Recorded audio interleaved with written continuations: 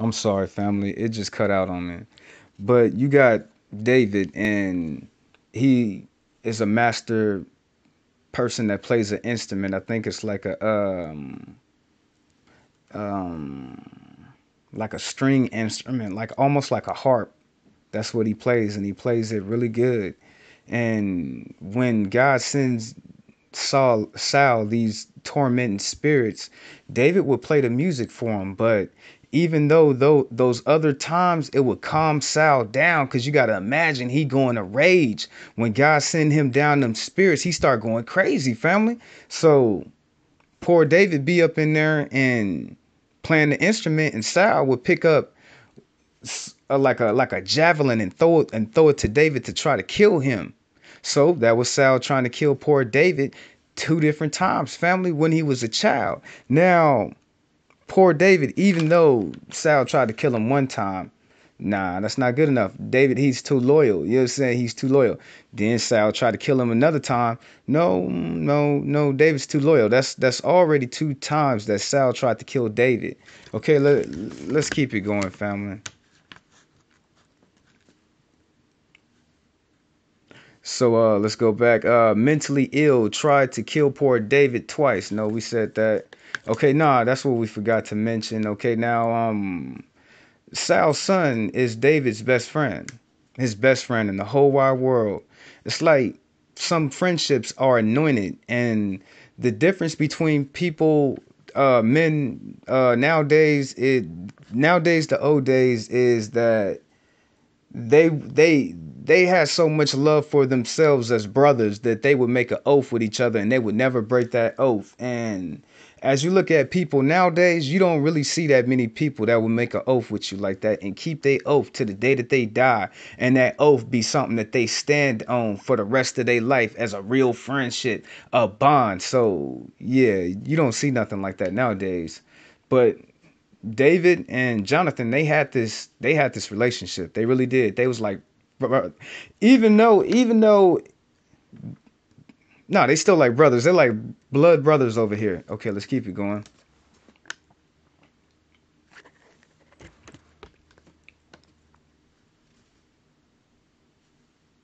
Okay, they was okay. Jonathan and David was best friends, and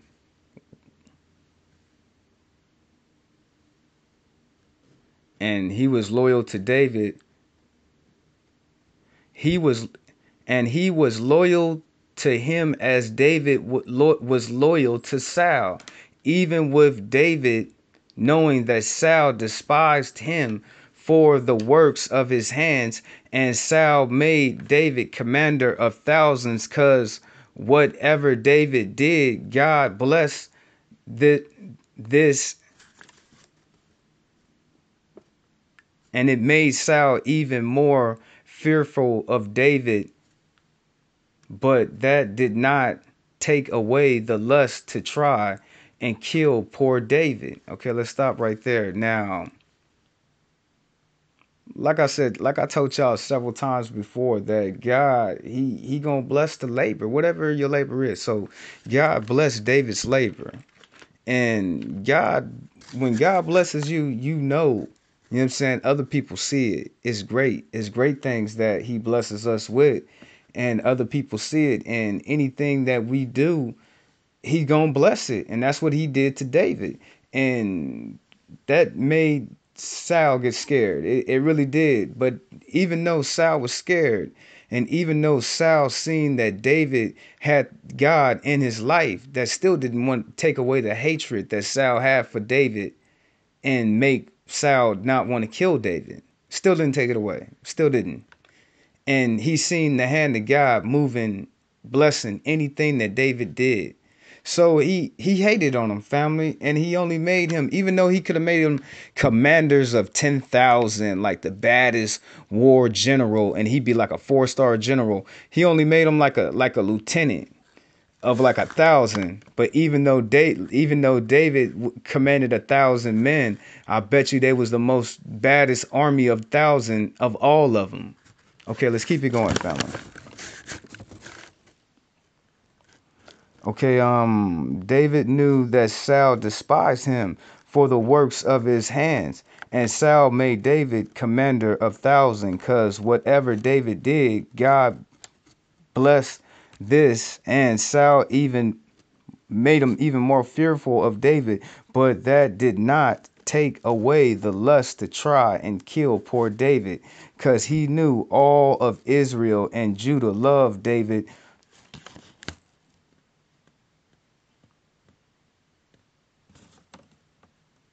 But that did not stop Saul from plotting of the murder of David by using the Philistines. Saul made promises to betroth Saul's daughter to David to make him his son-in-law, but never intended for David to be in the family. And even with Saul knowing that God favored David, was not enough to take away his hatred of David or or take away the plan on killing him. So Saul making them promises again. Now, the first daughter, nah, he didn't. I'm pretty sure David didn't marry the first one because she was married to another person, but the second one it was. But he did make the promise to marry his first daughter, and he didn't do that. And he did send him to war with the Philistines, knowing that he had a probable a higher chance of dying. So the only real reason why he sent him off into battle was for him to die. That was part of his plot to kill him. But with David being favored by God, that's not going to happen. Not to God's anointment, because what I learned about God is he gonna protect all we do. He gonna protect us, but he want us to be smart too. He gonna protect us, but he gonna want us to be smart too. So we got to do what we got to do. But God, he does protect, he does save. He he from what I'm seeing about God is he go out and fight everything and do what you can't do in the fight, in the war. You gonna have to show up to the war. You gonna have to. You gonna have to show up to the war. You're gonna have to show up right on the front line. But before you even get there, he done handle all of your obstacles, any hard thing of the battle that was before you. I do know that. Okay, let's keep it going, family. I'm sidetracking over here. I'm sorry. Okay, Jonathan loved his best friend David as a brother, and knowing his father hated he would always try to be the moderator between his father and David. And Saul made amends for his transgression against David, but God still sent Saul the tormenting spirits, and he sent men to arrest David. So that's foul, family. To me, it's real foul because it just doesn't really stop with Saul's character. Now, like we mentioned before, Saul's first son, Jonathan, he a great warrior too, but he is David's best friend in the whole wide world, family. I mean, the whole wide world. In the whole wide world, Jonathan, Saul's son, loves David. You know what I'm saying? They like blood brothers. You can't get them separated. When the first time Jonathan met Saul, he gave him all this stuff. He's like, man, you my best friend, man. Here go my sword, man. Here go my armor, man. Here go all my stuff, man. We brothers for life. You know what I'm saying? So I don't know, family. You know what I'm saying? You had, and that's why I mentioned you had Saul, you had Jonathan following after David, but David is sitting there following after Saul.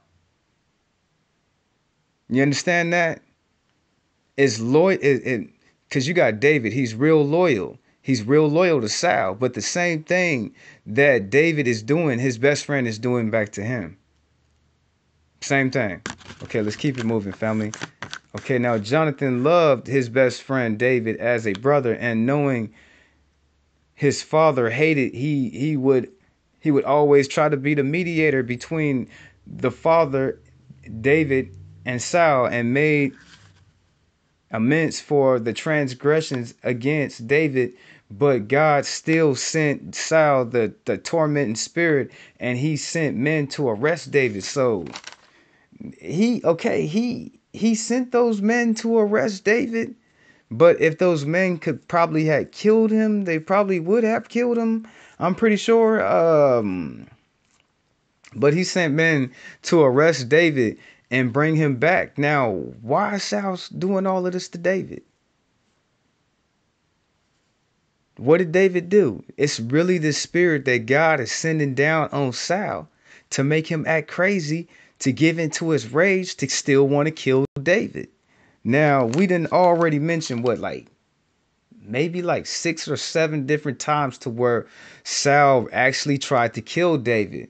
Now, in this instant in time where Saul is trying to get the police to go get him, to get arrested and bring him back, he still wants to kill him. So this is still a time where he's still trying to kill David. Okay, let's keep it moving, family. We almost done here, family.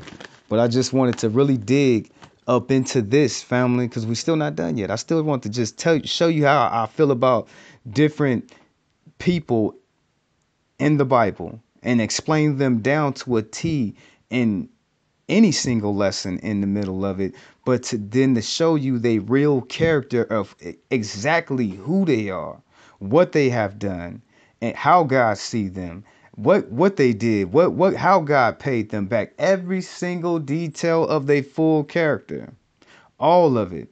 God, he gave me revelation, because he always giving me revelations off of stuff.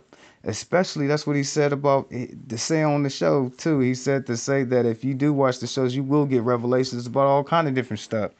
Okay, okay then. But back to Sal, and it just be all this revelation for you, family. I'm trying to tell you, family. But as I look at a full character, family, and all they do, and every single thing of what they did, now I can use every single lesson that I have learned from Sal in my life to improve myself and be better faithful for the Most High Yah. I know I can, family. And I know I really simpled down his life. I know I really took his story and really simpled down, because everything I'm sitting here telling you and how I'm describing it still take hours, family. It still take hours. So I took all of his stories and broke it down in the 2 sit downs, even though these stories go on for hours. You know what I'm saying? The story go on for hours, but let's keep it going, family.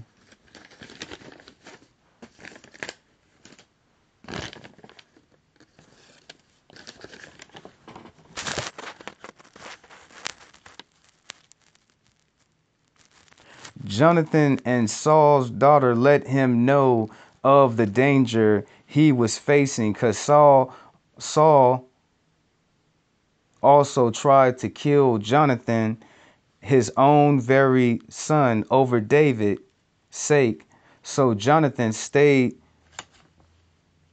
true to the oath he made to David, but Saul thought that David would relinquish, that Jonathan will relinquish his crown to David to rule over him. So Saul sent the army guard to find and seize him to kill him, because Saul still wanted the blood of David. The Lord delivered Saul. So now, okay, David, he mad at his son. That's why he tried to kill him. He tried to kill his own son because he think that he know David gonna be the king, but he don't he don't want his own very son. And he a bad man, family. He really is, as I look at his character, because he the type of man that would call his own son the son of a whore. That's what he would say about his son's mother. So right there, that's kind of messed up on a behavior. But this is the type of tyrant that he is, that He would call his son's mother a whore. Then he tried to kill his own son over David's sake. He tried to kill his own son over David's sake, family. So that should tell you about the character. But Jonathan, he looked at David as if his brother. So he gonna stay true to the oath, and that's what he did. And he still tried to warn David, and even Saul's daughter. I think the second daughter he did marry. He did marry her, because I'm pretty sure that she warned him too that Saul was sending the guard people to come arrest him. Okay, let's keep it going. But that's why Saul was mad and wanted to kill Jonathan, because he was scared that he would relinquish the crown to David and make David's seed be the kingdom in all of Israel, and not be Jonathan's seed, Saul's seed. Okay, let's keep it moving. Okay, the Lord delivered Saul to David in the mountains of Egad, and David cut off a piece of the king's robe when his men said to him to kill him. David spared his life. This is the true meaning of repaying good for evil, by David sparing Saul's life in the dark of the mountain when God delivered Saul into David's hands. So let me stop right there real quick, family. Now, you got Saul, and he looking for David. He wants to kill him. You got to imagine, he got that inflicting. Out of all the things that Saul could be doing out in the world, he ain't doing none of that. He worried about where David is to kill him out of his natural born enemies. And he has so many different enemies at this time that's encamped around Israel, that is they sworn enemies. And you think that he would be focused on them? Nah, he is focused on poor David. So instead of worrying about some Philistines to round up and kill them, nah, he worrying about David. He is. So in the mountain, because I don't remember what Saul went into the mountain and what he was looking for, but he went in there and God delivered him into the hands of David, and David could have had killed him up in there in the mountain. So he wouldn't have the king of all Israel sitting there trying to kill him like that. And remember how I told you that even though David is the chosen king now, it's not anointed for him to be king at that junction. So even though he's getting older, he like 26, 27 years old, it's still not time for him to be king. He got to be like 30 years old. He got to be at least like 30, somewhere around that, before he become king and all right to God in 4 or 5 years. So this is years before. So David had a chance to kill Saul, and he didn't take it. He did not, family. Okay, let's keep reading. Yep, at Egad. Okay. David spared his life. This is the true meaning of repaying good for evil, by David sparing Saul's life in the dark of the mountain when God delivered Saul into David's hands. But did you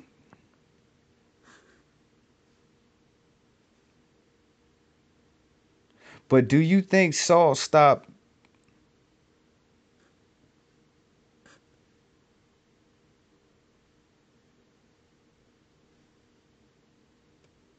Okay, now I'm sorry, family. Okay, now this is when Saul made an oath, because Saul made an oath with David to spare his children and bloodline, but that still did not stop Saul from seeking David's life.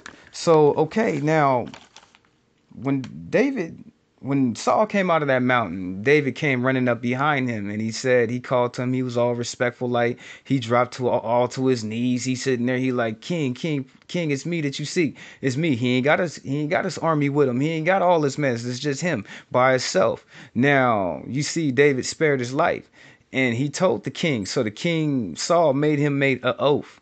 And the oath was for David not to kill his seed, not to kill all his best friends, his daughters, the king's Saul's daughters. And by that, with David sparing Saul's life this time, do you think it's enough to make Saul stop, to want to stop pursuing David to kill him? Nope, it doesn't, family. It does not. It just doesn't. It doesn't with Saul. Okay, this what type of man he is. That's why I ain't got no respect for him, family. I'm like, man, how can you be granted all of this and this is what you do for the Most High? You know what I'm saying? This is what you do for the Most High. I don't understand, family. The Lord of all creation, the Lord of hosts. Now, okay, where was we at? Okay, David, do you think that would stop him from trying to kill David? Okay, so God delivered Saul to David hand once again, but Saul wanted David. So, okay, now here go another time when God delivers Saul to David. So David got the chance to kill Saul, and he doesn't do it, family. He doesn't. He does not kill Saul at all. He spares him.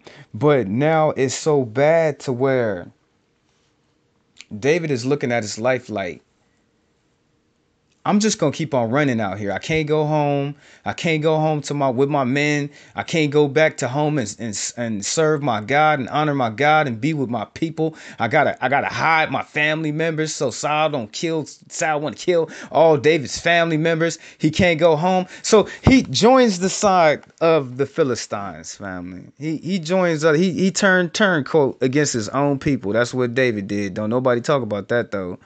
You know what I'm saying? He turns side with the enemy. So he is working on the Philistine because he's looking like, well, if I go join my enemy's army, at least I'll be fighting against the people. They'll be fighting against the people who trying to kill me. So he looked at it like it's a win. That's his only way out.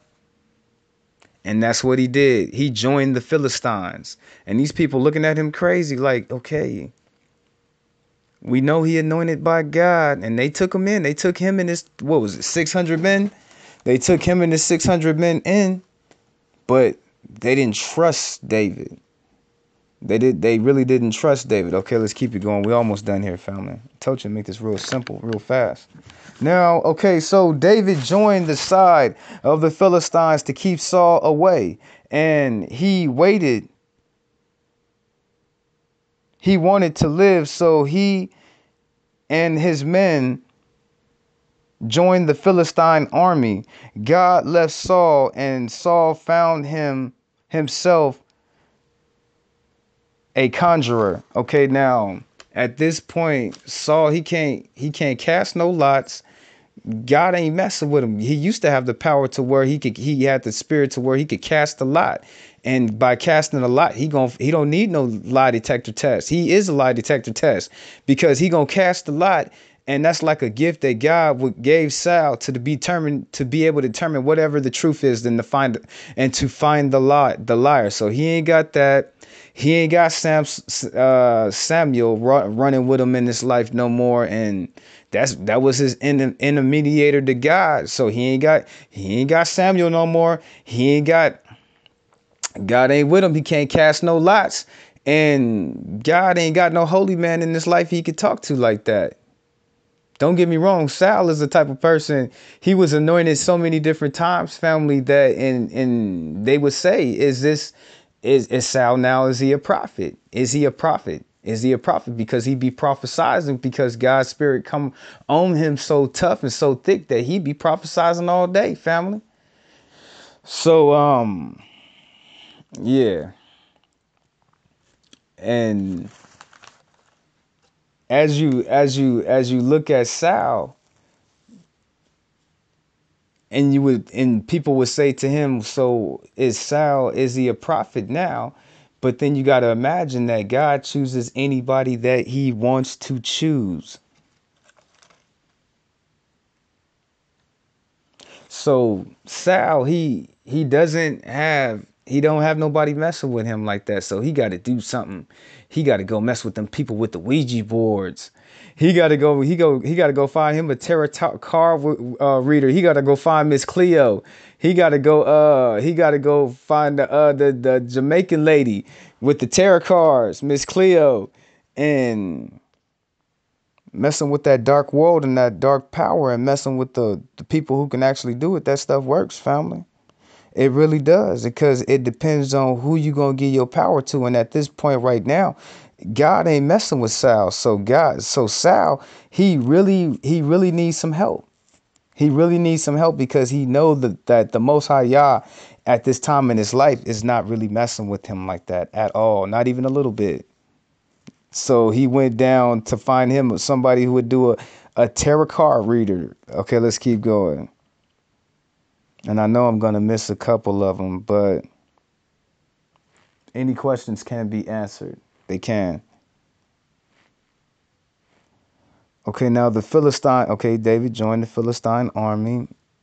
Okay, Saul left to find somebody that can conjure up spirits that have passed through Sheol and conjure the spirit of Samuel. But Samuel told David, God is now your enemy and has gave your kingdom to David, and all the Israelite army will dine in hell after this fight with the Philistines. So that's like the baddest information you could ever get at all, family. Saul actually sit up here and had these people conjure up. He gonna do it all cloak and all deceptive like, and try to do it, try to lie and tell the people to call the people on the Ouija board. But that's what he was doing, family. And they conjured poor Samuel up from the damn grave. You're gonna conjure him up from Sheol, family. Hell. From hell. Or the part of the guile to where he ain't hurting. And it's right before judgment. But because at that time it's two different parts of hell. It's either the good side or the bad side. Which side you on? You know what I'm saying? You're either on the good side of hell or you're on the bad side of the hell. All I know, you can't go on that side, you can't go on that side. And that's where they was at.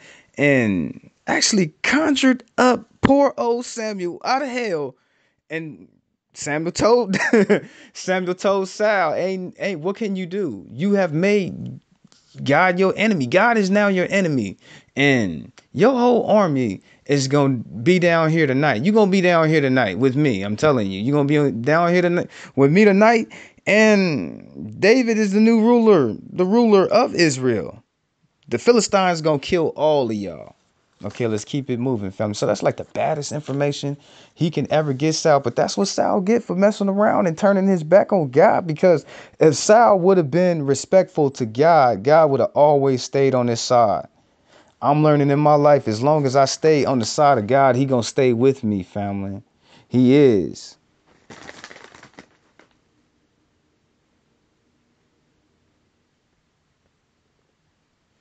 And all you have to do to not make, and I wrote it right here on this paper too, is to not do anything that Saul, the mistakes that Saul made, is to be loyal, to be righteous, to be honorable, to be righteous before God's eyes in all of your dealings and all your actions. That's the only thing you got to do, family. Okay, we almost finished here, family. Last one. And your brother, I'm going to go ahead and get up off of here. Peace and blessings be upon you. Y'all know y'all more than welcome to dip through to this 9 o'clock prayer hour and be honest with your father. Get intimate with your father. Say blessings and prayers on the behalf of your people and your family. Take this time to get intimate and know your father. Learn your father. We all got to be obedient, family, and we all got to gain our obedience and our trust to God. So, yeah, I suggest that you take this time to be in a symbol on one accord to magnify and glorify and edify your Father's name as well, to be in the symbol, and say some prayers on the behalf of your people's woes. I don't pray for evil, family. I really don't. I don't pray for the wicked. Okay, now last one, family, last one. And your brother, I'm going to go ahead and get up off of here if we got enough time for tonight. Peace and blessings be upon you.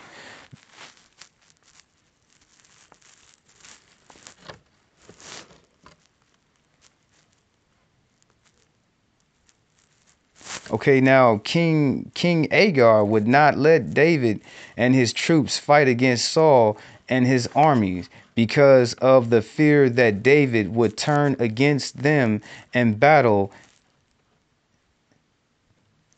and they would be defeated by